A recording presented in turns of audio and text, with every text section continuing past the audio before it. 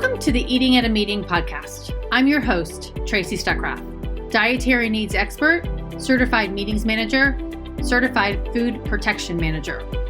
I have searched the globe to find people and businesses who are creating safe, sustainable, and inclusive food and beverage experiences for their employees, guests, and communities. In each episode, you will find authentic conversations about how food and beverage impacts inclusion, sustainability, culture, community, health, and wellness. I know that sounds like a lot, but we're going to cover it all. Are you ready to feed engagement, nourish inclusion, and bolster your bottom line? If so, let's go. I am live from Catersource this week, and the special event, I should say, and I'm excited to bring to you Cazoshay Marie. She is a professional speaker and advocate for inclusion for people with different disabilities. So she's going live. She's going to speak tomorrow, right? Tuesday at Catersource. And I got to speak to her beforehand. So Cazoshay, tell us about what you're speaking about and why you're speaking about it. Okay. So my session is called Unleashing the Power of Inclusive Events. And basically what it's all about is I wanted to make sure that we were covering not only why it's important to make sure that your events are inclusive, but also how that can be a benefit to your business as well. Because, of course, we have all of these altruistic and heartfelt reasons as to why we want to make sure that people are included.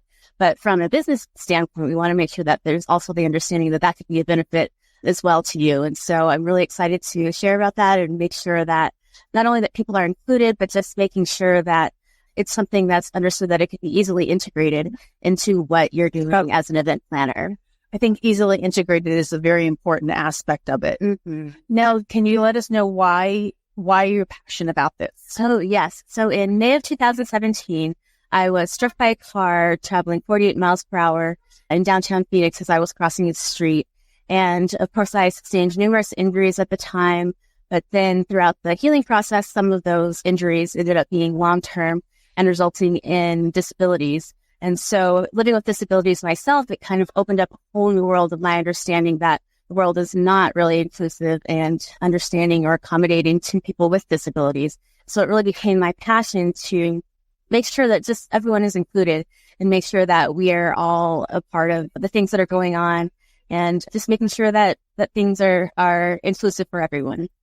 And what brought you to Catersource, the special event? I mean, you're not an event planner, but you brought this topic to there. So I'm assuming you've gone to events and you didn't feel included. So Can you talk about that? Absolutely. As someone living with a traumatic brain injury, going to events can be very difficult for me for multiple reasons. And so going to events and seeing kind of, I know that it's not something that's done intentionally, of course, but that there are definitely difficulties for those with disabilities, and just being in the realm of working with different organizations, different disability organizations coming across the different disabilities, and just hearing their stories as well and seeing how difficult it is for them to be integrated and be able to interact and fully enjoy events or even attend them in the first place. But right.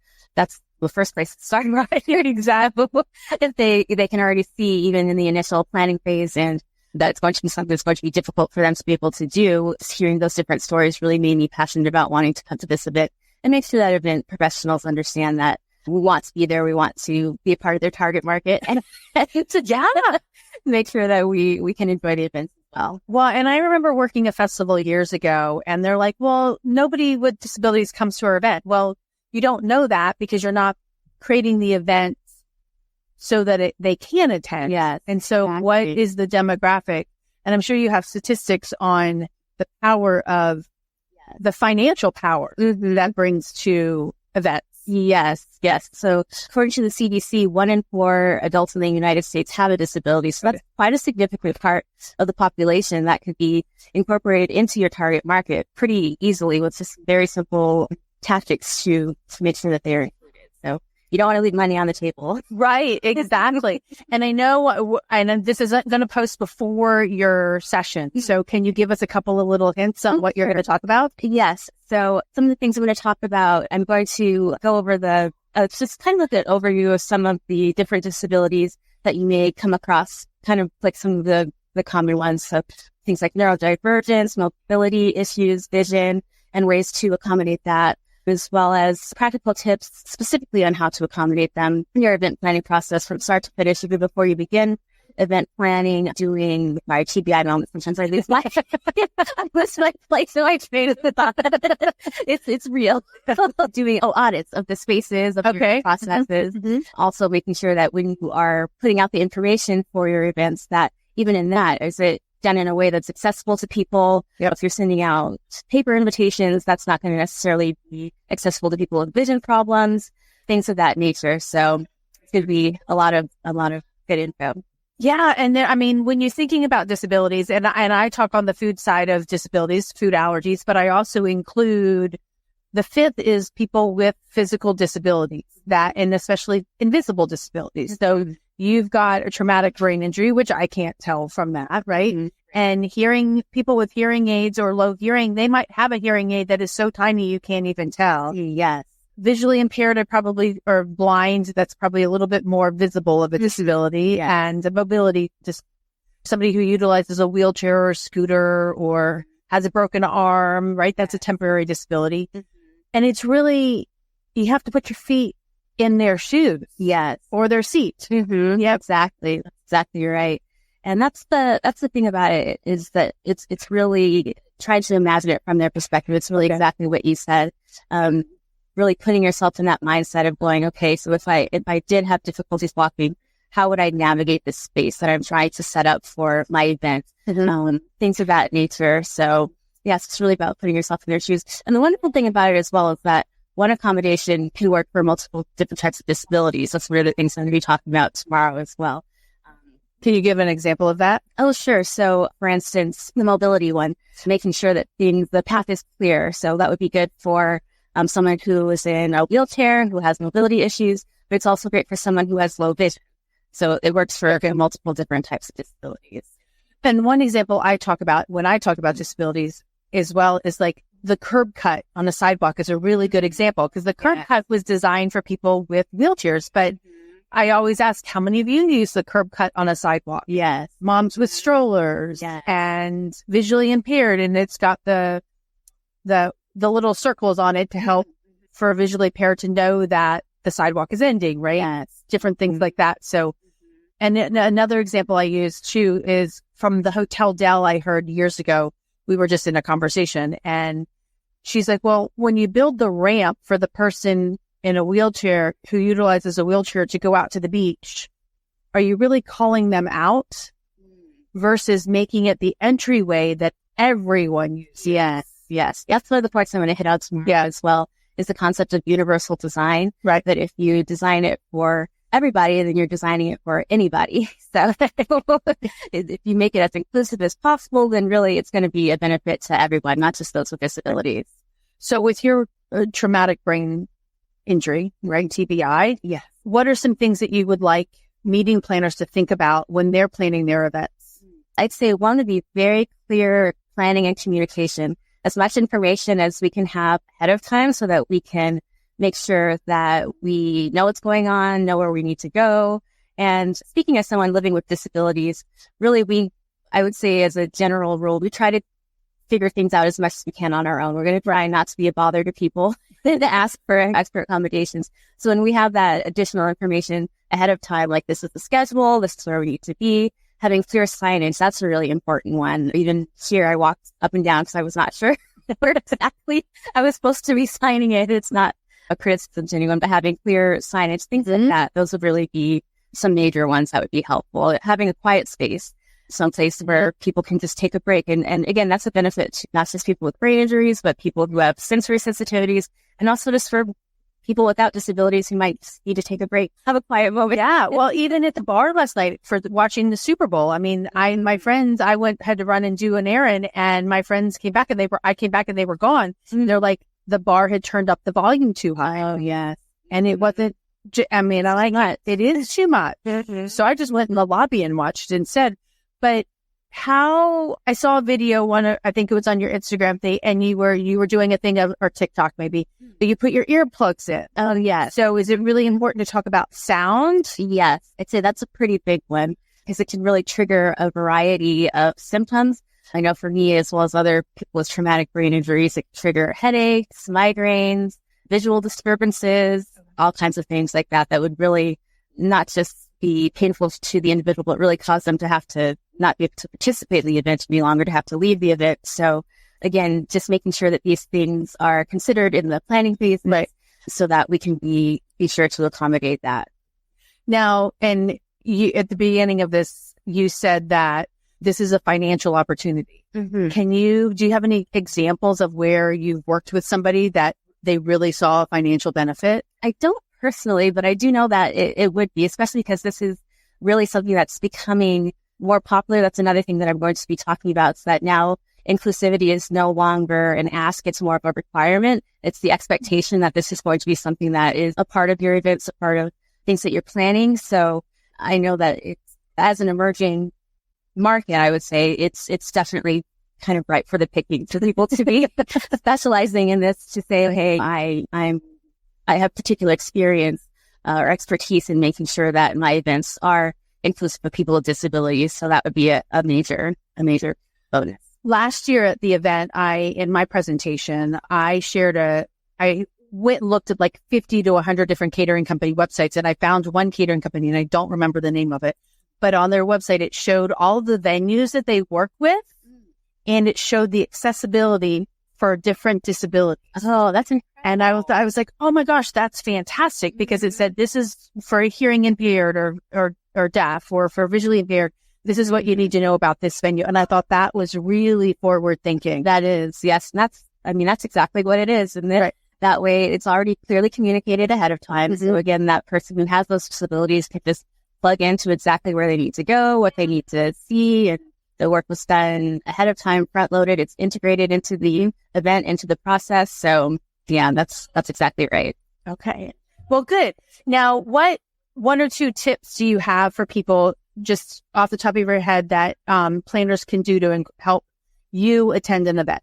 And personally, I would say, one, again, provide as much information ahead of time as possible. Okay. So making sure that the schedule is clearly communicated, and making sure that the rooms are clearly labeled as to where you're supposed to go. Well, that's really a big one. I would say also making sure that there is clear signage as far as being able to take elevators or escalators as opposed to stairs. That can be really difficult to navigate with a traumatic brain injury in terms of dizziness, things like that. And then I'd also just say, because part of the thing that can make it maybe sort of intimidating with it, trying to accommodate disabilities, is that there's so many different ways that disability can affect someone. Right? Say in the Brain Injury of Association, I'm on the advisory council, and one thing that we say is, once you've seen one traumatic brain injury, you've seen one traumatic brain injury. So, really good point. Yeah, everyone is different. And so I would also say to provide an opportunity beforehand to give some feedback in terms of saying, for me specifically, this would be helpful because not everything can be accommodated. And I also want to make sure I am reiterating that in my session tomorrow as well, that there's not the expectation that you're going to just know everything and be able to accommodate every single thing. So it's okay to be gentle with yourself and not expect the world.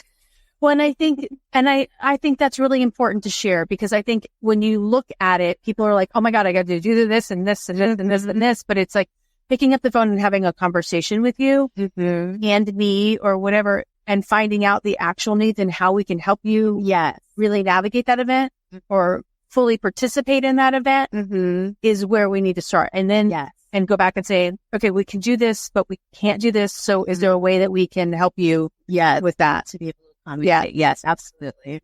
Do you have any good examples of events that you've attended that you've had that experience? Honestly, no. And that's part of why I'm here. That's why I'm here. Okay. Because I would say that I have had a lot of difficulties in navigating events. There have been times where, for instance, figuring out parking, because that was not, expressed initially. So I've driven there and then driven home because I knew it was not going to be something that I was going to be able to deal with, essentially. So they missed out on having me attend and missed out on my money. And again, you don't want to be leaving money on the table. Right. And you don't want to go and fork out $500 to attend an event and then fly there, get there, and then you find out that you can't attend. Yes, exactly. And also the people there are missing out on what you may be contributing to that event as well. Right. True. That's a big part of it.